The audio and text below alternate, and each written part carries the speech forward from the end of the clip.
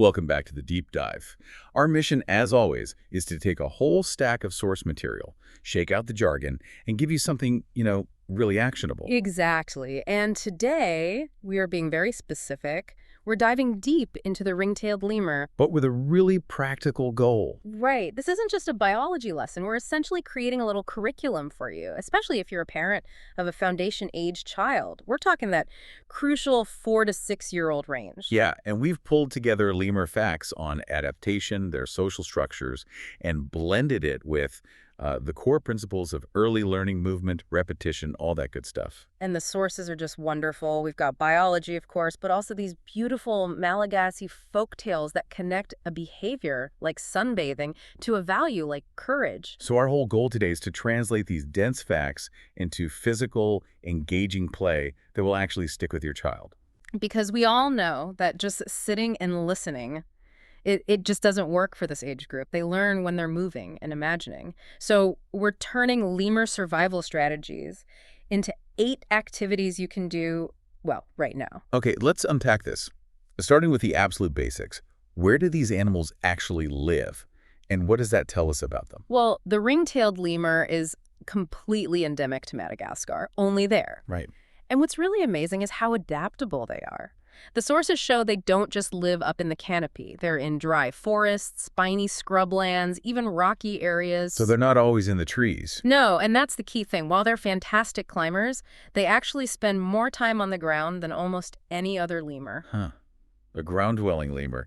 That's interesting. And that right there, that diversity, gives us our first physical activity, doesn't it? It does. Activity 1, building a lemur habitat. And this uses anything you have. Blocks, pillows, blankets, a laundry basket, whatever. The more unstructured, the better, I'd imagine. Exactly, because it forces that creative problem solving. So what the child does is they become the architect. They build an enclosure, maybe with some barriers to define the space. And they have to include things that represent the habitat. Yes. A tree for climbing, maybe some pillows for rocks to sit on, and enough space for running around. Okay, so this teaches the core concept of habitat and adaptation. Precisely. And because they're building a smaller, defined space, like a zoo enclosure, you can use that. You can use it to talk about the difference between their little home and the wild forest. Ah, that's the teaching moment, isn't it? Yeah. You can ask, how is the wild different? How does it provide the fruit and leaves and all the space a lemur really needs? Yes. And for a foundation learner, that is such a great mental leap. It teaches the 4 pillars of survival: food, water, shelter, and space. And you can even gently introduce a bigger idea there. The idea of conservation, why protecting those forests is so important so these animals have enough space to live freely and, energetically. I love that. It takes it from just playing with blocks to a really big idea. So from shelter, let's talk about moving through that shelter. Because they are just pure kinetic energy. Oh, they have to be. Their survival depends on it. The sources describe their movement as these energetic leaps, agile jumps, and really short, sudden bursts of running. Which sets up activity 2, lemur movement games. Oh. And this is just pure fun, pure gross motor skill development. Absolutely. So what the child does is they role play. They imitate different animal movements. You start with the lemur lots of jumping, leaping, quick running. And then you contrast it. Right. Then you say, okay, now move like a giraffe, that slow pacing gait, Right. or a lion, stalking low to the ground. So the concept being taught is movement and survival. You're showing them physically that how an animal moves is its strategy. Leaping is for escape. Stalking is for hunting. And that's where the learning just clicks. It reinforces body awareness, and they understand that a lemur's body is perfect for its home. I mean, if they jump like a lemur 10 times, they get energetic leap way better than just hearing it once. Repetition and movement, that's the language. It is. Okay, we can't move on without talking about that tail. The iconic black and white striped tail. The magnificent tail. It's their signature, but it's so often misunderstood. I always just assumed they used it like monkeys do, to grab branches and hang. Is that wrong? It is, and that's the crucial fact. Those long tails are used for one thing, well, 2 things. Balance when they leap, and communication. So not for hanging. They are not prehensile. They cannot grab with them at all, which makes their sense of balance even more critical. Okay, so we use that. Activity 3, balance play with a tail. Yes. So what the child does is they take a scarf, a ribbon, anything soft, and tuck it into their waistband so it hangs behind them. They have their own lemur tail. Exactly. Right. Then you have them walk a line on the floor or step over some pillows. And you can ask them to do a little jump. And the whole time, you're asking them to notice how the tail helps them keep their balance when they land or turn. Right. The concept taught is a direct lesson in adaptations and body parts. And for their developing coordination, it's perfect. It cements that idea that a physical feature, the tail, has a specific job balance. The learning is so immediate, so tactile. Okay, let's shift from individual movement to social behavior. And we have to start with their most famous ritual, sun worship. Yes. Activity 4, sun worship roleplay. And this one is great because it brings a little moment of mindfulness into all the energetic play. So the key fact here is that every morning, ring-tailed lemurs sunbathe. They sit bolt upright, facing the sun, arms out wide, warming their bellies. And it's not spiritual, it's practical. It's just how they regulate their body temperature after a cool night. So what the child does is they sit with you, maybe outside or just by a sunny window in that same pose, upright, arms out. And you just take a deep breath and feel the warmth. The activity is the pause. It's the quiet moment. The concept being taught is body regulation and behavior. You're connecting this really unique animal pose to a feeling everyone understands, the need for warmth. And this is where that folklore comes in so beautifully. There's a Malagasy story about a small lemur who was brave enough to call the sun back when the world got cold. Oh, that's lovely. So you link the physical feeling of warmth to the value of hope or perseverance? Yeah. The idea that even a small act matters. Exactly. It's a sweet, quiet moment that connects animal behavior to a feeling of comfort. Great for their social and emotional development. A really beautiful transition from the physical to the emotional. Yeah. But lemur troops, they're not always quiet, are they? They're incredibly vocal. Oh, very. They have a whole range of sounds. Chirps, meows, barks, howls. And each one is highly specific. For staying connected, warning of danger. All of it. Calling the group back together. It's their social glue. Which brings us to activity 5, lemur sound matching and communication games. Right. So what the child does is you, the parent, become the troop's communication system. You make one of the sounds. A sharp bark could mean danger. A soft chirp could be friendly. And the child has to act out the meaning. Yes, or match the sound.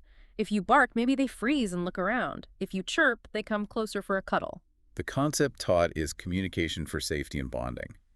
It shows that animals use this complex system of sounds to survive and stay together. And it's fantastic for their auditory processing. It's asking them to listen really carefully and connect a sound to an immediate action. And it reinforces that idea of staying connected, listening to your family. Okay, speaking of communication, Yeah.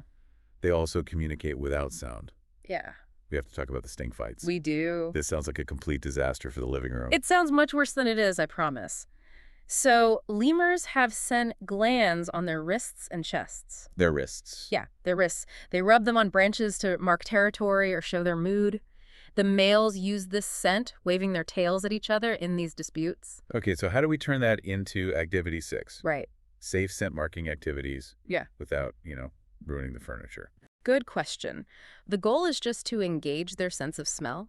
So what the child does is they take a cotton ball, dab it with something safe and pleasant, a bit of diluted citrus oil, maybe lavender, or even just some fresh mint or rosemary you've crushed up. Oh. Then they use their wrists to mimic the gland location, and they rub that scent onto designated territory, the leg of a table, a toy box. That's brilliant. It simulates the whole action without any mess. The concept is smell as communication. Exactly. It shows that smell is this powerful, invisible way animals send messages, and you can connect it to other animals, like how rhinos use dung piles to mark their territory. It's all about sensory integration and role play. I love that. Okay, that covers so much of the social structure. But we need to talk about family and leadership, because this is where the ring-tailed lemur has, I think, one of the most compelling facts in all of our sources. Absolutely. The most critical, unique thing about lemur troops is that the females are the leaders. Which is so unusual in mammals, right? Yeah, highly unusual. And this leadership, it's not based on aggression or size. It's all about protection and care. That's a huge lesson in itself, isn't it? Leadership defined by nurturing. And that leads us to activity 7, baby lemur care roleplay. Right. So the key fact here is how mothers carry the babies. For the first week or two, the baby clings to the mother's belly. It's held really tight and safe. Yeah. Then, as the baby gets stronger, it moves onto her back. So what the child does is they get a doll or a favorite stuffed animal. And they practice. First, snuggling the baby tight on their own belly. Then, maybe using a little scarf or carrier, they practice moving it to their back. And you can even have them role play being the female leader, deciding where the troop goes to find the best snacks. The concept is life cycles and social structure. It shows that babies are vulnerable and need protection, and it introduces that amazing idea of female leadership being based on care. It really builds empathy. And here's a great teaching tip to really deepen that. You can contrast it. A giraffe calf can stand and walk almost right after it's born, but a lemur baby has to cling and be carried. Shows how different animals have different needs and different strategies. Perfect. Okay, for our final activity, let's talk about staying safe.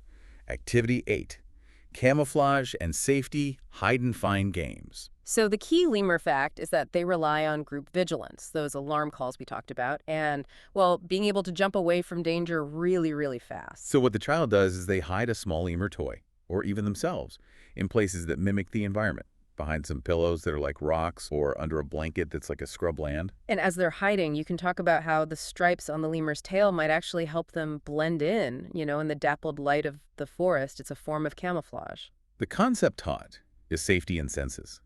It reinforces that animals move and use their bodies to escape danger. And you're encouraging them to use their own sight and hearing to find the hidden toy or stay hidden themselves. It's critical thinking and observation, all wrapped up in a fun game of hide and seek. Wow. Okay, so we've covered the whole lemur experience. We built their homes, moved like them, balanced with a tail, listened for danger calls, and cared for the troop. And that physical sensory engagement, that is absolutely the best way for this age group to absorb and remember information. It is. The success of all of these activities, it really comes down to two big ideas we found in the sources. The first is that Malagasy value, often called joy, is part of life. The idea that movement and enthusiasm are just good. And the second is that core educational principle. Repetition and movement build deep, lasting understanding. But we should clarify the teaching tips for the different age ranges. Right. So if you have a younger toddler, say 2 or 3, just focus on the movement and the sensory part. Yes, the feel of the scarf tail, the smell of the mint, the fun of making sounds. Don't worry so much about the scientific why behind it all. But for that true foundation learner, the 4 to 6-year-old, For them, you absolutely want to emphasize the why. Why is the female the leader? Why does the tail help with balance? Why do they sunbathe?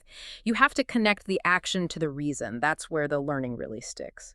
the core takeaway here is so simple. Animal learning at this age, and really all learning, it's best taught through play and movement and curiosity, not worksheets. The goal is just to nurture that natural enthusiasm they have, like that little lemur who is brave enough to call back the sun. And if we think about the biggest picture here, our sources say that lemur babies explore, but they stay close to their mothers, and that the female leaders guide the troop through nurturing and safety. And that really brings up an important question for all of us. If leadership in the natural world is so often defined not by force, but by the deepest level of care and protection for the entire community, what does that teach us about the kind of leadership we should prioritize and value in our own human communities? Something to mull over until our next deep dive. Thanks for joining us.